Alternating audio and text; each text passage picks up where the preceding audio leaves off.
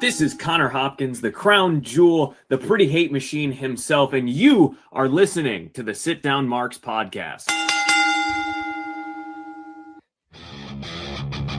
Hey, yo. If I can be serious for a minute. Oh, yeah. Acknowledge me.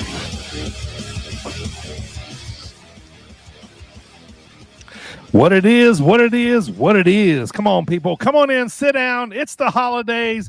It's time to talk to you boys, the Sit Down Marks. What's going on, everybody? Welcome now. Come on in, sit down. Episode number 178 of the Sit Down Marks podcast. We're glad you're joining us today on YouTube and Facebook. And if you're checking us out on all those audio podcast platforms out there, we really do appreciate it. Thank you guys so much. What's going on? Want to talk to you guys. But first, let me introduce you to, if you know these boys already, Dylan, Primo. What's going on, brothers? Not a whole lot of just here. It is the final month of the year. We're closing in on 5 years on this podcast. Crazy to think. Like, really? You know, yeah. I mean, March will be 5 years, man. Can you believe? Almost. It's insane. Yeah, it's insane. And Dylan's in shock about it. He just passed his 1 year mark on the podcast. So I guess some sort of congratulations are in order, I guess, as they say. So there you go. How we feeling, buddy? Now last week it was Dreamwave. We're still feeling it. On that note, I guess thank you guys. Happy 1 year to me. Thank you to both of you for, not kicking me off when my internet kicked me out or, nothing like that. Like we survived some road bumps. We're 1 year down. We're vibing and thriving. It's Christmas time. A big Merry Christmas to all the marks out there. Had to break out the Christmas sweater for the occasion. And, we got a lot to talk about, boys.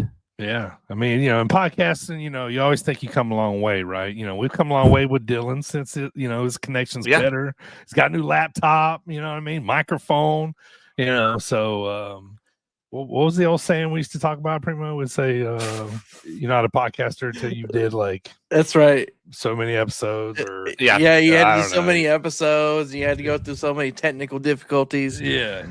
God knows we've been through them. So and we're still here, baby, still cranking them out almost 5 years later. So get ready in March, man, because we're gonna have a big party on the podcast for the big 5 year. It's really crazy to think about. We've had a podcast for 5 years, right? Yeah, it's crazy. All right, boys, if you're ready, man, lots to talk about in the world of wrestling, man. Let's get into it. Primo, if you're ready, man, it's hot start time. 5 topics in the world of pro wrestling. First topic, number 1, boys, the big news, man. I'm excited because I'm going to be able to see, people that I'm a fan of on TNA. They've announced that in January, they're going to be moving to AMC. AMC is a channel I can get. I couldn't get World Destination Travel Channel, whatever they were on last time. I don't know. The Access channel. Yeah. I think DirecTV people. Anyway, I'm happy, man. Food Network Deportes. Yeah, exactly. We can watch, Maggie, every Thursday night now. So that's exciting. But just to be able to be on a more visible platform, I think this is going to help. I mean, AMC's no ABC or NBC, you know what I mean? But damn, it's a start because it's on our channel lineup. It's a premium channel. Unfortunately, I don't get it on YouTube TV. Hello. Right. But it is a lot more accessible to a lot more people, and I'm sure that I'll be able to still check out plenty of highlights. Yeah, no doubt. Yeah. As far as I know, it'll still be on their website. So if you are one of the people that still don't have it, they at least give you a way to watch it. Yeah. It's not like you're just completely cut off. You may have to put in more effort and more money that way, but there's at least wow, boys. Where there's a will, there's a way. Something like that. Yeah. One of those nights. But yeah, like DB was saying, a lot of good talent on there. Get more eyeballs on them. If you're TNA, maybe tighten up that creative. get that boot out of your ass a little bit. But hey, you're on TV. I am interested that first episode. I don't have the date in front of me, but that first episode on a Thursday, they have a pay-per-view on that like Saturday. So their first show is like a go-home show. Like, I'm interested how they work in introduce that, like, fans. Hey, like, hey, we're on big time TV, and you got to pay $40 to watch us on Saturday, so we can't give away everything tonight. Like how they balance that. Like, that'd be interesting. But overall, I'm very happy about it. Excited. It's good for them. And hey, I mean, all else fails, you can go and watch the 24-hour channel on Pluto TV. This is true. I don't think Maggie's been in the business long enough or been in TNA long enough. Yeah, it's the nostalgia channel. Yeah. It is. I tell you what, like I used to have an uncanny knack of turning on the Pluto channel, at work or just random. I'll click on to see what, and it was always that, or not always, but a good 60-70% of the time, I would hit the match. They would be showing where Jeff Hardy's all messed up wrestling. Right. What's his name? Yeah, it was Biss like, or somebody. Yeah. I was just like, God, man, like y'all showing that one? Like, there's so much other. Like, out of your whole library. That's what you're using there. Yeah. Oh, you're talking about that? That's Victory Road against Sting. Yeah. There you go. Yeah, that one. Yeah. All right, boys. Topic number 2, man. I want to talk a little WWE Hall of Fame, right, real quick. So, confirmed we got Stephanie, right? Past that, anybody confirmed? Rumors, right? Just rumors. Batista being one, correct? Cena, Cena's being thrown out there, but Stephanie's the only one. Right. As far as I know. As far as we know. Right. I want to throw like a couple out there and see what you guys think. Okay. Yeah. 3 that totally makes sense to me. And I was just thinking about this the other day. First of all, a nostalgia one. How about Ken Shamrock? Because I love that pick. Yeah, because now we're TKO UFC affiliated. You know what I mean? Like it kind of makes sense. It can make sense now. I think he did enough to get in. You know what I mean? Like, he wrestled during most popular era. Can we get of wrestling. Tito Ortiz to induct him? Yeah. That'd be wild. Fight right there on stage. Yeah, right. And Tito probably would. Right. My second one out of 3, and y'all can throw if you want to after I finish, but how about Bray Wyatt right now? Yeah, I actually was thinking about that. Yeah, Bray would be a good one. Let's just do it right now. He's still kind of fresh on our minds. The Wyatts are still on TV. So I'm still thinking about, like his character and, with that and stuff. So, I kind of think that would make sense. But the third one, this one, I think makes a whole lot of sense. How about Mickey, man? The crossover with TNA, the good relationship they have now, with each other. There's no holding back or anything, right. So she's basically not wrestling. So why not? Yeah. How about those 3? Y'all got any thinks? Yeah. I do think it'd be cool if Cena and Batista went in together, though. I think that Bray Wyatt's a good pick, obviously.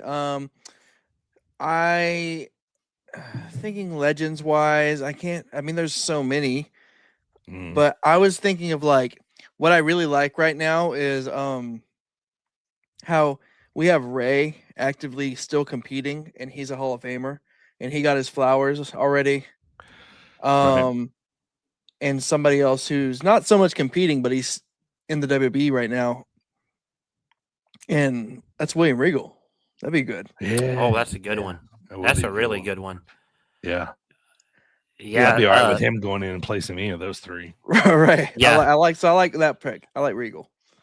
Yeah. With Bray, it's kind of unfortunate to say, but you guys know what I mean. Like, you can put him in at any time. True.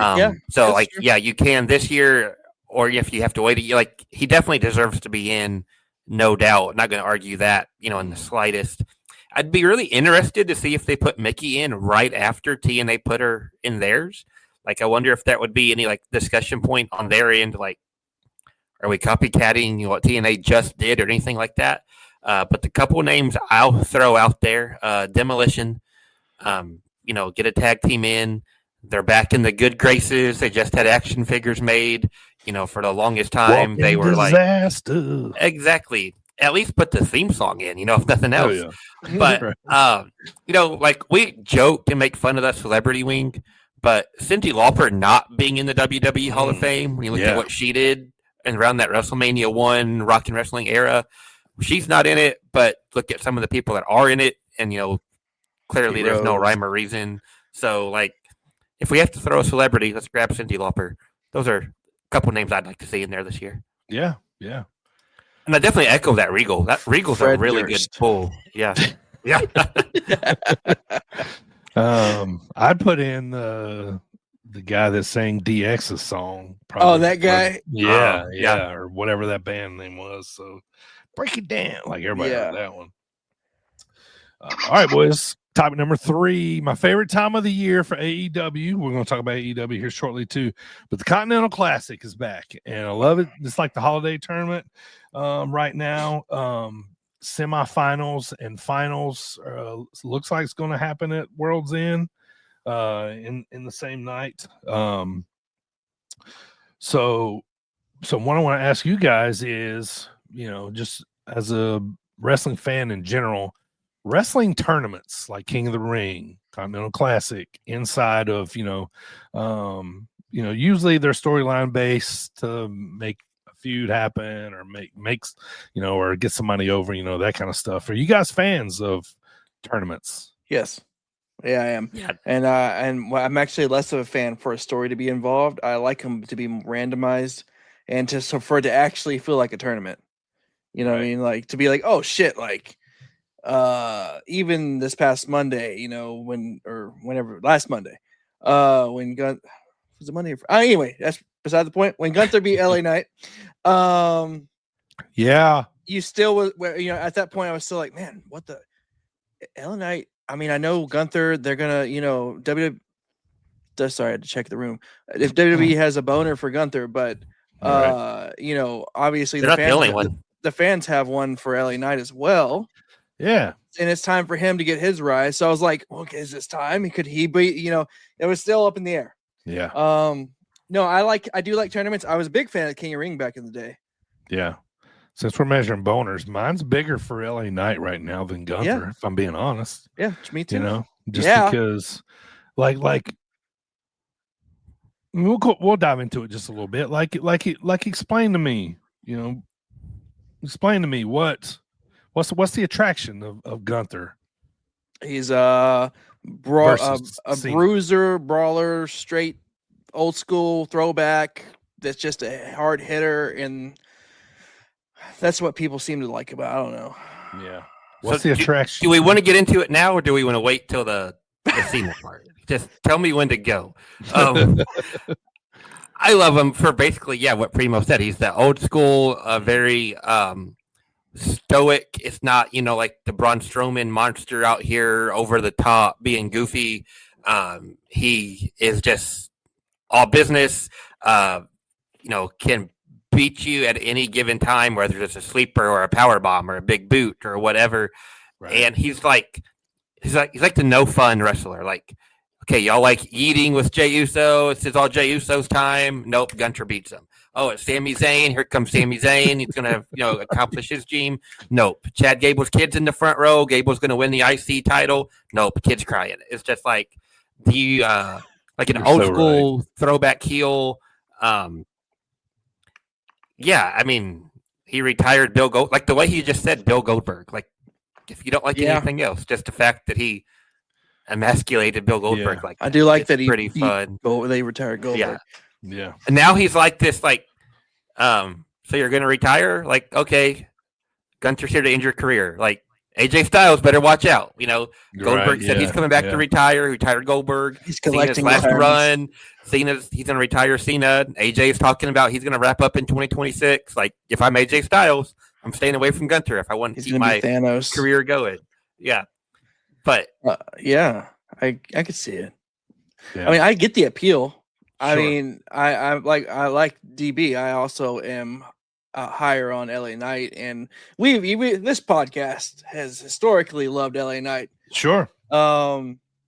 I like But Eli also- Drake too, baby. Or Eli Drake. Drake. Yeah. Me and my brother were actually Dummy. talking yesterday about Gunther.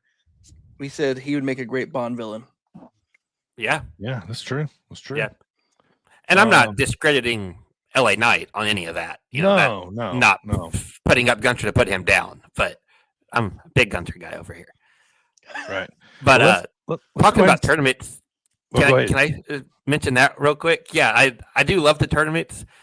I know it's pro wrestling, it's scripted, I get all of that, but the closer you can keep your tournament to like a pro sports based like presentation of it, I love it even better then. Like they do a good job in the G1 of being like, just throw out a name like, Tanahashi, he's been averaging this match length during the G1 and his opponent's only been going, 5 minutes shorter, so this guy should be fresher. And last match, Zack Sabre Jr. is really working over this guy's arm. See how that follows him throughout the tournament. And either like a one-night deal, like throw back the old King of the Ring or like WrestleMania 4. I really like that, but I get it's hard to like sell a whole show on, these 8 guys wrestling in a tournament. So like the Continental Classic, the round robin, stretch it out over a month or two, get some storyline. Like Primo was saying, like don't make it just like an obvious story, but have that storyline playing throughout the tournament. Sure. Yeah, I like it. I love it. Give me more of them. Another one I used to like back in the day. I mean, I think they still do it, or maybe not. I don't know. I'm just gonna be honest. I don't know. But the Bound for Glory tournament where they collected points over time. Yeah. Right. That was fun. Yeah. Right. My favorite, the Jim Crockett Senior Memorial Cup, the tag team from back in the day. But just because I'm that old. Let's move on though. Quick question here before we move on to Cena Gunther. I want to ask you about low-key legend Natty, her new little gimmick she's got going on. And it looks like she's like badass / like trainer kind of. She's pulling, this warrior whatever out of Heart Dungeon. What's her name? Maxine. There you go. Thank you. Maxine. So my question to you guys is, you think it'll work? Yeah. I've been actually wanting this since she first appeared on Bloodsport. I was like, oh, why is she the low-key legend over here, and then she shows up on WWE TV as just regular Natalia, right? So I'm glad that's finally translating over, right? Yeah, like she's been in WWE for what, like 18, 20 years, something like that, like doing like basically the same gimmick, tweaks here and there, of course, but same basic thing. So to throw I cannot talk tonight. I'm sorry, guys. To get this whole new side to it, like you were saying, the badass in the dungeon, and you got the whole Hart family history. You can tell that of the original dungeon and Stu. A little concerned that they might be moving too fast, like this week, like a week ago on Raw. We saw Natty taking it to Maxine, one more time or more again. I think it was again was the word. Yeah. And then this week, Maxine's tapping out everybody and even tapping out Natty, and it's like. She learns quick. A week in the dungeon, and you move that fast. Forget the performance center, get everybody in Natty's dungeon if that's how quickly they're progressing. Right. But there's whether it's Natty, mentoring Maxine or eventually turning on Maxine or however. I think there's a lot of story they can do there, and just change it up for Natty, give her something else, give her a good run. I'd be for it. Yeah. All right, final topic, boys. Let's get to it, man. So in case you've been living under a rock, there's a guy named John Cena that's about to have his final match this Saturday night in Washington, D.C. On Peacock. And, so they did this last time It's Now tournament. Okay, so let's pick back up where we left off. What I want to ask you guys is, okay, so I love Gunther too. I get it. I get why people like him. I get why people, love him. Purists love him. I understand all that completely. What I don't understand is he's already a made man to me. You know what I mean? He's already two-time champ, heavyweight champ. Yeah. And I just kind of on an exception of maybe just wanting to see this match. You know what I mean? I feel nobody's really going to get made here. You know what I mean? Right. And my and any chance Cena goes over? No. None. I never from the beginning of the tournament. I never thought whoever won. Said this a while back. Whoever wins the tournament is going to beat Cena. I mean, he's going to do the job on the way out. Sure. I'd say there's like a 1% chance, like it is wrestling in WWE. Sure. I don't want to, completely roll it out. Be like, absolutely no way. But just given, like, take the Gunter part out of it. Just look at Cena and his respect for the business and how long he's been in it. I don't see him going over on his way out. Right. Like, I'm excited to see this match. But like, like, I don't know. Like, let's just say LA beat Gunther, off some bullshit shenanigans or something, like, you know what I mean? Or straight up. And got in. Yeah, or straight up, and got in somehow. You know what I mean? Like, I feel like LA would come out of this looking way better than Gunther would. Like, everybody's just expecting the Gunther going there and do his thing. You know what I mean? He's like the he's like the local enforcer, like, like you said, the career ender, that kind of stuff. Like, I love all that. And like I said, I'm not mad at it. I just want to ask why, for the sake of asking why, like, why not somebody else? But why Gunther though, Dylan? So, like, my opinion, yes, he's been the champ, like longest reigning IC champ, 2 reigns with the world title.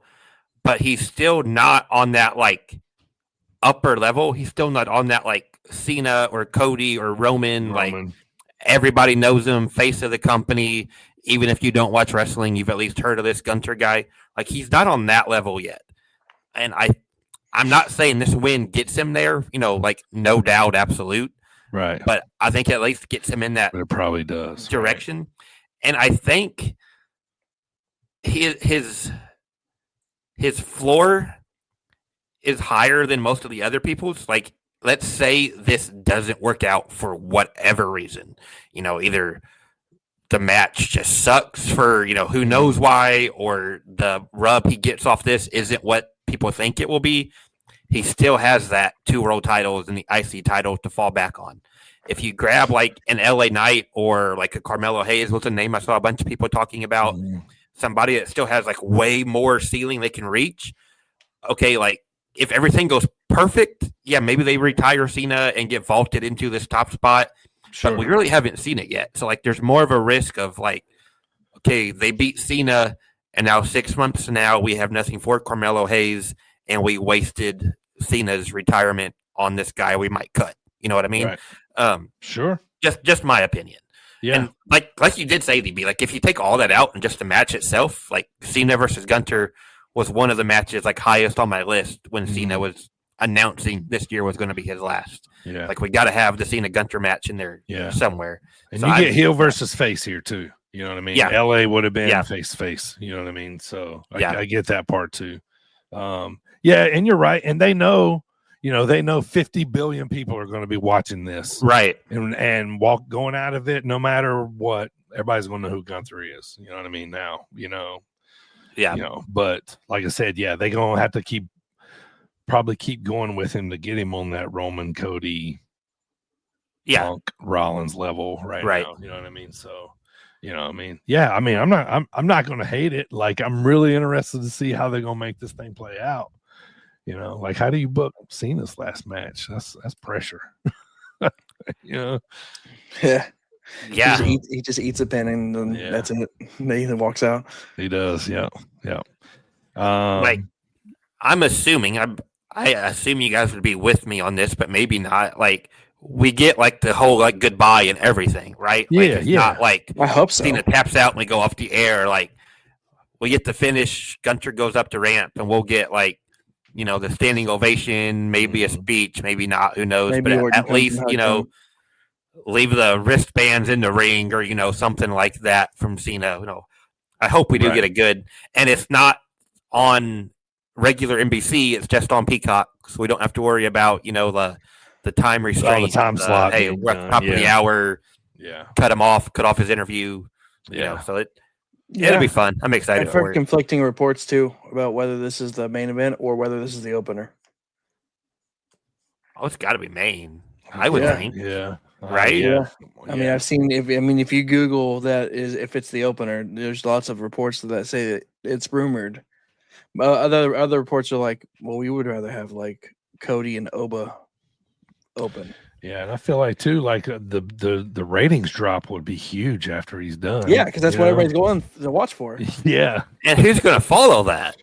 You know, Right. like yeah. Let's send out no Sol disrespect Ruca to and any of Bailey them out there. Yeah, exactly. Like, hey, stick around and see the Soul Snatcher, or right. move on to whatever else. We just saw Cena retire.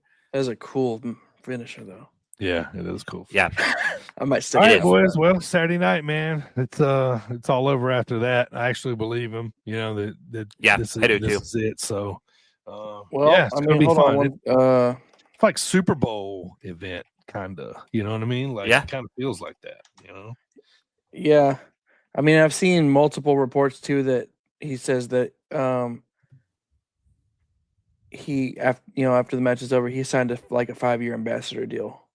Yeah, I did see that too. Yeah, obviously, right? Like, yeah, he's not going anywhere. All right, boys, let's move on, man. It's drop kick discussion time. We're going to talk a little AEW in 2025, but before we do, how about a word from the referee himself, Mr. Dan Perch? This is referee Dan Perch, and come celebrate pro wrestling right here on the Sit Down Marks podcast. All right, so what we want to kind of do is, AEW is known as the secondary company, the WCW to WWE of this era, if you will, the company backed by the most money outside of TKO, if you will, on that too. I feel like they took a lot of lumps when they started out in whatever year it was, 2019. Yeah, I think. Yeah. You know what I mean? And I really feel like maybe an exception to last year. I really enjoyed AEW this year. Last year before that, not so much. I feel like it kind of regressed a little bit.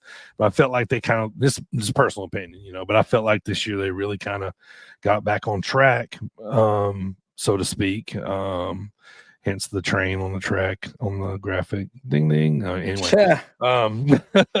But and I felt like that was due to the stars that they had on top.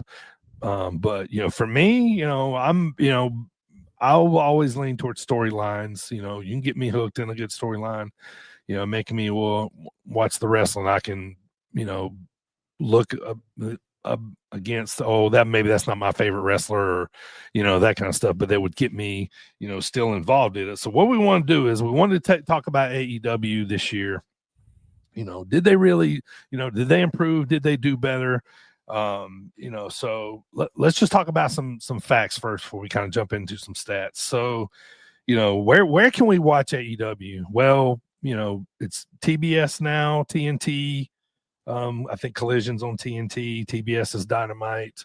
HBO Max. If you don't have any kind of cable, Amazon Prime, you can catch the pay-per-views on, in addition to HBO Max or whatever. And then it's fairly easy to watch them. You know what I mean? And in exception of like WWE, where you got to jump around all kind of platforms. Hence, the NBA Finals. Right. Yeah. Right. Yeah. It's true. Yeah. It's true. So I think in that aspect, it is a little bit easier to get a hold or to watch the product if you want to watch it. So on that note, let's talk about their champs this year so far. Now, I'm gonna just run down some, and then we'll come back and run down to it. So, the 2025 champions, heavyweight champions, Moxley, Page, and Joe. So this year they just had 3. Moxley was in that big storyline where we didn't even see the title until he lost it, right? To Page, because he had in there the women's champions. Mariah May started out at the beginning of the year. Toni Storm took it from her. And then Chris Statlander, who's your current. So again, only 3 women's champions. TNT champions, they had a few more. To start out the year, the champion was Daniel Garcia. And then right after that was a guy that we kind of forgotten about, Adam Cole, baby. So he was on there. Yeah, I got to use that one in a while. Heck yeah. And then the quick change for Dustin Rhodes, which was, to get the title to Kyle Fletcher, and then now Mark Briscoe. So that one changed a little bit more. It's kind of like their, mid-card title. On the women's side, the TBS champion, there's only been one all year long, Mercedes Moné. Tag teams, though, at the beginning of the year, Private Party was the champ, Hurt Syndicate after that. Brodito, which I think ended up going way more successful than they ever thought it would be. Like, everybody kind of got behind that tag team. And then, now FTR. I didn't really look in too much about the trios because I just don't feel like they add anything, or they're no needle movers. Nobody's watching nobody's watching I don't think so. Anyway, nobody's watching Dynamite because the trio champions are defending the titles on there, But so Dynamite's the A show, Collision's the B show. Pay-per-views aren't as prominent. They don't have them every month. Seems like every second to third. Seems like it's picked up, right?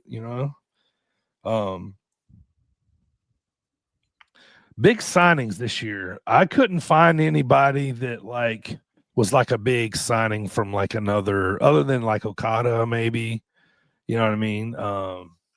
But always they didn't land a big free agent. Do you guys recall of any? No, I recall them getting rid of a bunch. Yeah, that's a good point, really. Not something I even thought about when I was listing out my notes here. For several years, that was their big move, right?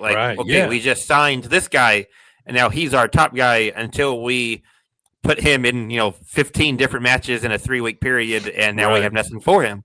I know we're not getting deep into the discussion yet, but this year they've done a better job of building their own guys and elevating their own guys that they already had, instead of being focused on bringing in every new top guy, or maybe they already signed all the top guys. Who's to say? But I guess they did try signing Andrade, and they didn't really go as planned, I guess, maybe. And I think they did a pretty good job of distributing people over to Ring of Honor, which is kind of subsidiary now, their smaller company or whatever. But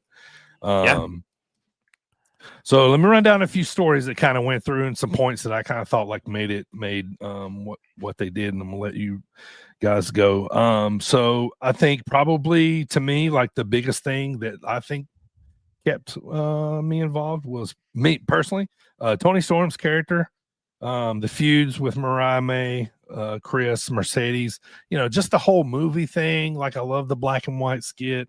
Believe it or not, Primo knows, anybody listen to the podcast know, I'm not a Moxley guy, but looking back now at that January, little, run with his as champ in early 2025, when we didn't, see the belt, like I said, until Hangman won it. Yeah, the Mox versus Page. I love that storyline now. You know what I mean?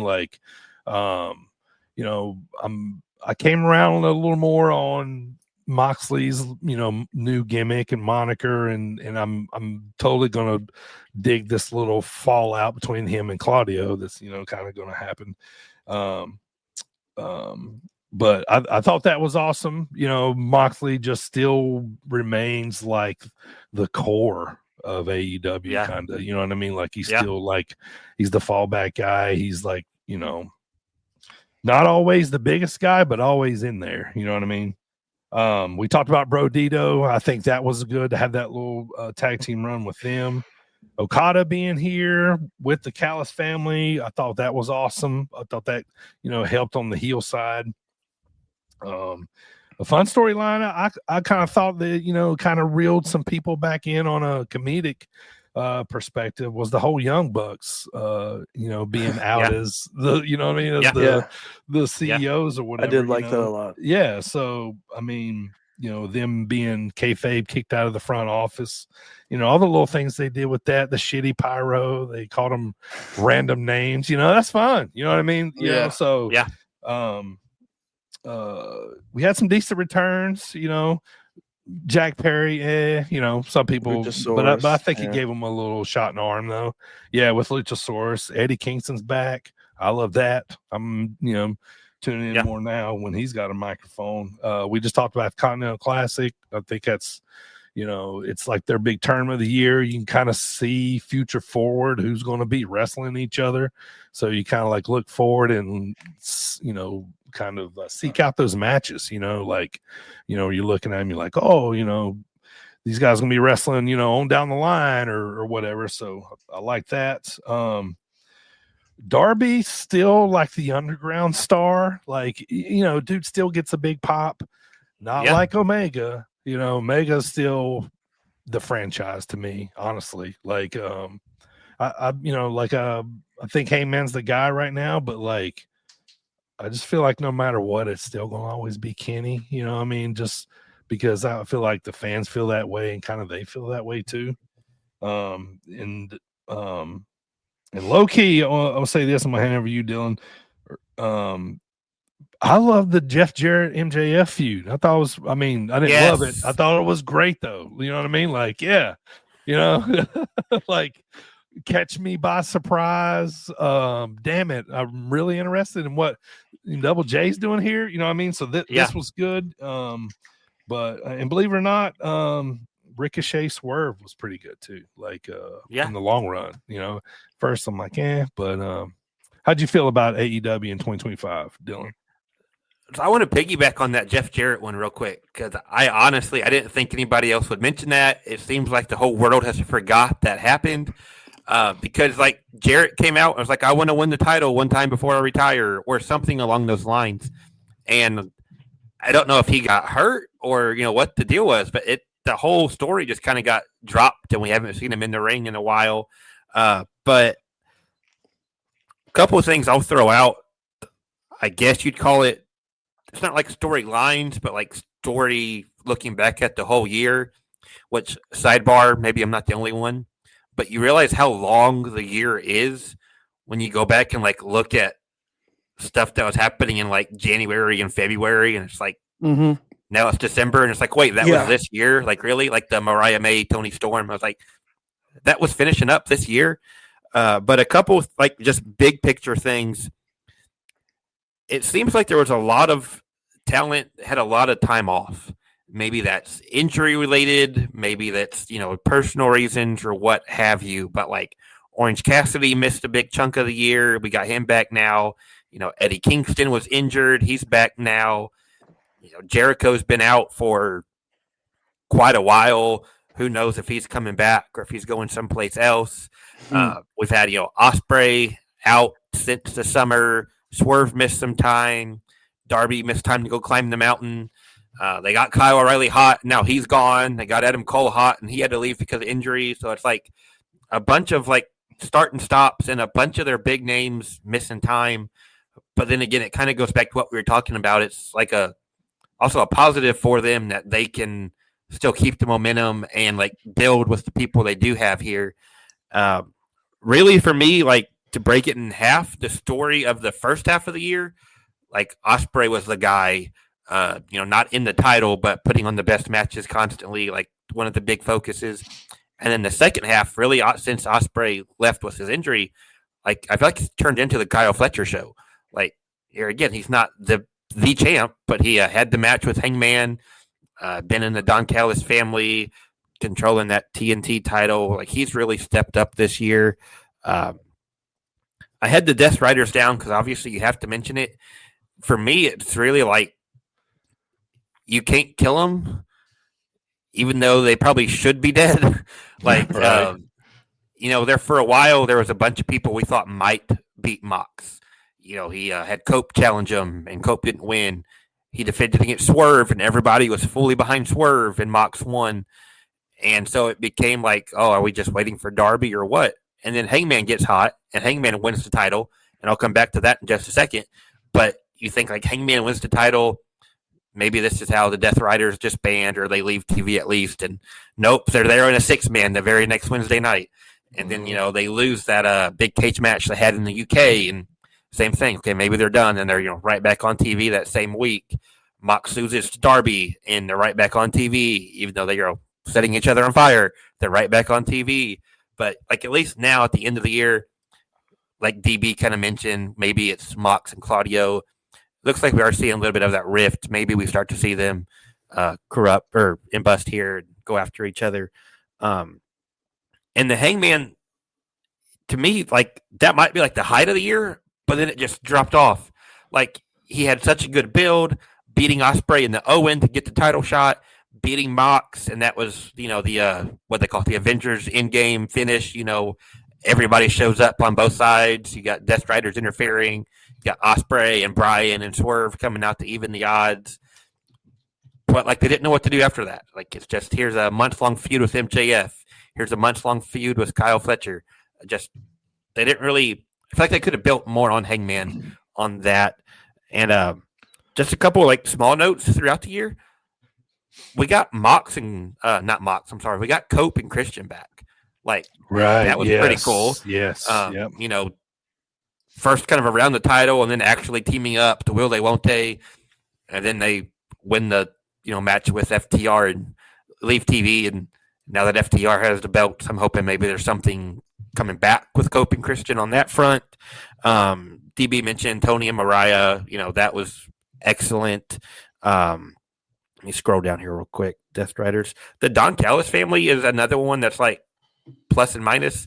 I'm not doing the 6-7. The plus and minus. I like the Okada, Takeshita.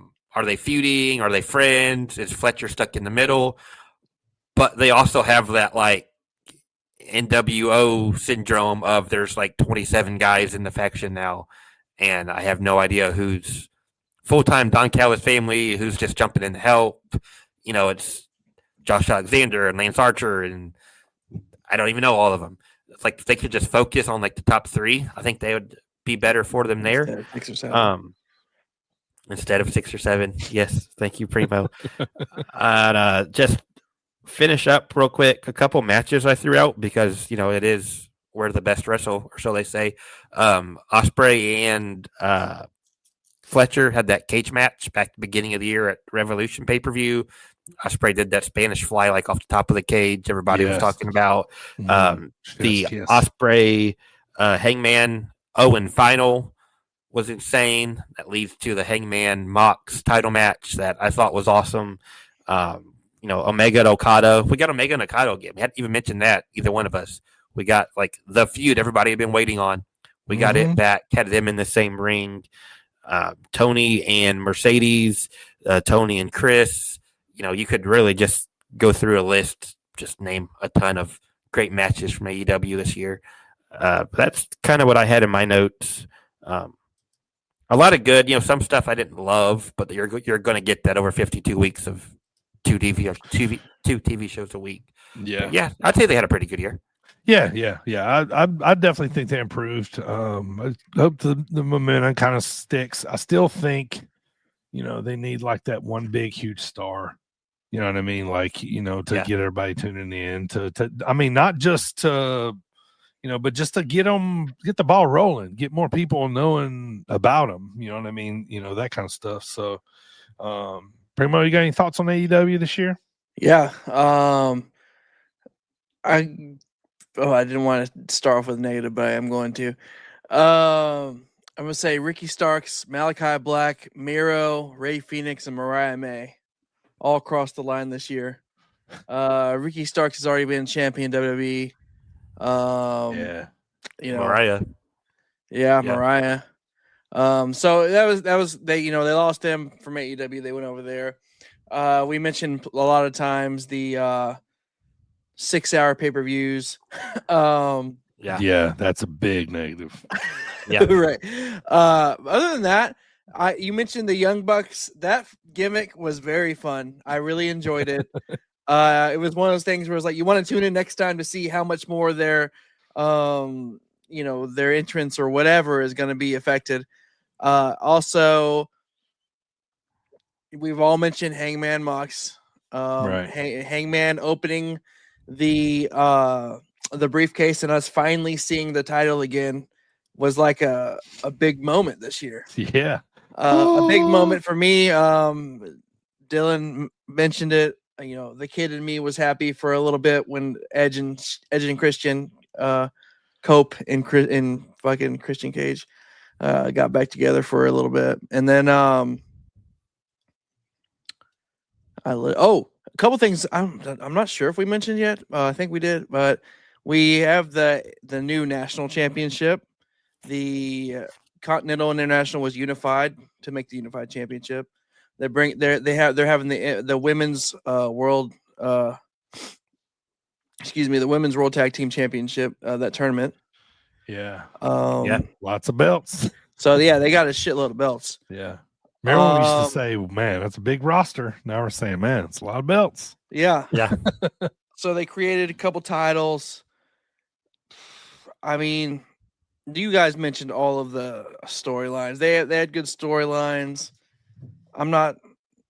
There was times where during this year where it was ebbs and flows with me, where I'd watch and I'd want to tune in, and then and I'd forget to tune in because it would fall off for me for a little bit. Versus like Monday Night Raw, I make sure I do my best to watch that live every single Monday. Right. But no, I mean, it was cool. Yeah, I didn't have a problem with it. Another big moment for me, which is smaller for everyone else, but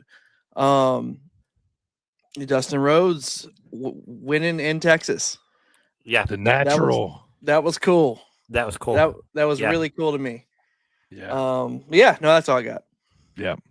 Yeah. So I think in agreement we are that they definitely turned it up a little bit, and just hope that the trend continues. All right, that's going to do it for the Dropkick discussion of the week, boys. It's time to go home, man. But Primo first, brother. Let's hear from Missa Kate. What up, Missa Kate, Chicago sweetheart, also known as the Shit Show. You're here with me, and we're sitting with Mark's podcast. All right, I want to remind everybody to follow at Sit Down Marks on all social media, and head on over to sitdownmarks.com and subscribe while you're there. I want to also remind you, too, that Dreamwave Prelude, our YouTube series showcasing the stars of tomorrow in Dreamwave Wrestling, volumes 1 through 4 is available now. Go over to sitdownmarks.com, get caught up, because a brand new episode is dropping very, very soon. Hang tight, because we got matches from Good as Gold weekend, so it's going to be some real big shows coming up here. So speaking of shows, Dylan, you hitting the road any this weekend, brother? What you got in your preview? Where you headed? Yeah, I'll be staying home this weekend. It's Christmas time, family stuff going on, but a couple shows in the preview. We'll start Friday night. Speaking of Missa Kate, career versus career match. Missa Kate versus Steve Boz at CSW in Cold Blood this weekend. You also got Quintero challenging Marche Rocket for their world title. Maggie Lee, Heather Reckless, and Haven Harris all challenging Lily La Pasquerita for the women's title. Shazza McKenzie versus Warhorse in a no DQ match, ending their feud that's been going on all year. That is Friday night at CSW. Jumping into Saturday, several big shows. Revolver has their season finale. 4-way match for the world title, main event, Myron Reed, Steve Macklin, Jake Christ, and Rich Swann. There's also a tag title match between Latinos Most Wanted and the Rascals. And the Rascals Primo, that's going to be Wentz and Dez there for the Rascals. So that'll be fun. Get that combination back together. First time in a while, at least on the indies. Freelance in Chicago, Devon Monroe defending the world title against Brian Keith. Bounty Hunters back in town. Also got the Best Bros from Japan taking on Shazza and Reagan Lydell. Jumping to a GCW, all you deathmatch people. It's Nick Gage Invitational Weekend, big deathmatch tournament. 4 first-round matches. It's going to get wild. Bear Bronson, which shout out Bear Bronson, by the way, making that TNA debut. Bear Bronson and Slade in the first round. Drew Parker and Jack Harrop. The Bev taking on Otis Kogar, and Mr. Danger taking on the Little Sicko. And, of course, we'll have the semifinals and finals all that same night.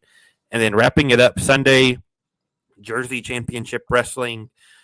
These guys just go wild. These cards are always stacked. The main event is a JCW title match with the winner qualifying for next year's J Cup, and it's an I Quit match. It's Billy Starks defending against Charles Mason. They're doing, I forget exactly what they're calling it, but it's a 6-person match that's 3 falls. So there'll be 3 different people win a fall. Each will qualify for the J Cup next year. It's Gary J, Warhorse, Jay Lucas, Griffin McCoy, Oni King, Drew Parker, Manny Lowe, and one of my favorite names in wrestling, Teriyaki. Three winners coming from that. Teriyaki, incredible talent too. Like, yeah, the name's awesome, but the dude rules. We got Darian Bankston versus Eli Knight. That'll be really fun. A lot of good stuff on that one. That's all in the preview. Find it on my Twitter at DHagerJ15. Whenever I get it posted, it'll be pinned to the top of the page there. Man, we had 2 fucking big, huge shows of Dreamwave this past weekend, man. 2 brand new briefcase winners. Spoiler alert coming up, so fast forward or whatever you want to do. But so this past weekend, man, probably, a woman that's just been dominating in Uprising since she's been there, and she's had a lot of success in Dreamwave. Megan Bain won the briefcase on the Uprising women's side, so now she can cash that. She's got a whole year to cash that one in. And then coming up big on a Saturday night, man, a big card. It's both shows are on independentwrestling.tv right now. Go check them out. Dreamwave Wrestling, Good as Gold, Uprising 7. Winning the briefcase on the men's side, Bobby Orlando, the GOAT. Bobby is your mom. Excited for him, man. He was outnumbered, man, but old Sydney and Channing evened up the odds, and it just turned out to be an awesome night. But let's talk about or just quickly, Dylan, anything that must see matches from the weekend anybody can look up. Yeah, just quickly on that same note, what you just mentioned, like, I meant to mention Megan Bain in our AEW preview, and I just read right past it. Like, she's even had a breakout year for AEW. Right. The fact we even still see her on the indies is insane. And now she's got the Good as Gold. Like, DB, just imagine for a second being Becca. You got all your world tour pop star stuff going on, but you can't sleep at night knowing Megan Bain has a contract. She can cash in at any time. Maybe it's a good thing she's got that security. Right. But just matches-wise, I was really impressed on Uprising. 2 of the debuts, Notorious Mimi and Amina Belmont. I thought they tore it down. And Rachel Lee and Lainey Luck tore it down. First ever WWE Women's ID title defense past Friday night at Uprising. Lainey Luck, Rachel Lee tore it down. And then we just, mentioned Uprising. One guy we got familiar with on the not Uprising, on Prelude. That's what we call our show. One of the guys we got familiar with on Prelude, A and B, that tag match on Saturday night, tag titles. I thought A and B and Quintero looked incredible, but it was the hype coming out. New tag champs once again. Hype was victorious over Bang and Matthews, the Hate Keepers, and Quintero and A and B. Really good tag match, Megan Bain and RJS versus the collab, Shaza and Laney. I thought they tore it down. And that first blood match for the title, Connor and Shannon, and they just went to war. That was personal.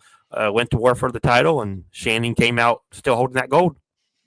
Yeah, it was pretty awesome. So, and then all that leads now, we're on our way to Anniversary, which is our biggest show of the year at Dreamwave in April. And our very last stop is February the 7th at the KC Club in LaSalle, Illinois. If you're watching right now on YouTube and Facebook, I got the poster up there. It's going to be a 4-way, The Curse. Connor, Stephen Wolf, Amina Belmont, and Damien versus Brittany Brooks, Bobby Orlando, Hartenbauer, and Channing Thomas. A lot of implications in this match. Chris Masters, the masterpiece, is on the poster. Teal Piper's on the poster. If you don't know that name, she is the daughter of Rowdy Roddy Piper. So she's going to be at Dreamwave February the 7th. Tickets on sale right now. DreamwaveWrestling.com, DWTIX.net. Either one works just as good. Make sure you come and get ready to watch a show with us and then you're going to want to buy tickets for anniversary, April the 11th, our biggest show of the year, man. I'm excited. I'm ready to go. By the way, here's a picture of Laney in their very first title defense there with the WWID belt right on in beautiful LaSalle. So, all right, boys. Want to remind everybody to check out our most popular interview of the year 2025 was with Bruce Hamilton. We dropped it right back before Thanksgiving, so go back and check that out if you haven't listened to it yet. Primo's got an Etsy store that's now an eBay store too. Primo, what's it called again? It's Darkfire 3D, but I'm on vacation until next month. So if you try to buy something, you're out of luck, pal. Yeah, we're going to be a little slow around here at Sit Down Marks Podcast, but we're going to take care of you. I'm about to tell you. So what's coming up on the Sit Down Marks Podcast? Well, for December. All right, so next week we got a brand new episode of Dreamwave Prelude is going to drop for you. And then the week of Christmas, I'm going to be dropping a brand new DB's Territory Treasures, where I'm going to be talking about Surfer Sting, and I'm going to have a guest on the podcast that you might have heard of before. You might have heard his voice before. Who is he tend to wear a hat that's green, sometimes. So so he might be a guest on the pod. So make sure Christmas week you come in and check that one out. And to finish out the year, coming back at you, Dylan and I are going to finish out the year with you. A podcast dedicated to John Cena as we say farewell to John Cena and head on into 2026. Just going to be talking about John Cena memories, what we remember the most about him, any particular matches, his 5 moves of doom. We'll talk about those, and all the way to the 5-knuckle shuckle. 5-knuckle shuckle. Sounds like something you do to an oyster. Anyway, I want to thank everybody for downloading and subscribing and supporting us this year. We appreciate it. As you heard Primo talk about at the beginning of the podcast, 2026, the podcast is about to turn 5 years old, and we couldn't have done it without your downloads and subscriptions, and appreciate the support. So we'll be talking about that later. So we'll get you out of here on this, boys. One last time, let's smelly market, man. 1 to 10, smelly market. How do you think John Cena's retirement tour has gone, Primo? Oh man, it's had a lot. I'm gonna go ahead and just honestly, I'll be fair. 8.5. Okay, Dylan, where you at? I'm gonna go 7. The back half of it's been like a 10, but there was some down periods there, and kind of in the middle. So yeah, I'll go finishing strong with a 7. Yeah. I'm gonna say 8. I would probably give it 8.59. But man, that heel turn that they attempted was fucking bad. It was awful. You know what I mean? That just the turn itself rolled, but the follow up, the follow up, no, But like John's like, just wasn't good at it. So at least he admitted it. They corrected it instead of just riding it out. They could have just. And I think it kind of fell apart. So. Right. Yeah. Thanks to All right. Wayne. Yeah. All right, keep spreading the good word of wrestling. If you're new to the podcast and watching right now on YouTube and Facebook, hang out. We're going to show Dylan a poster and see if he can tell us the matches from an old pay-per-view. But remember, he's 2 women. Yeah. Keep spreading the good word of wrestling, people. We'll see you guys here pretty soon. I am DB for Primo and Dylan. We are the Sit Down Marks Podcast. Happy holidays. Catch you guys next time. All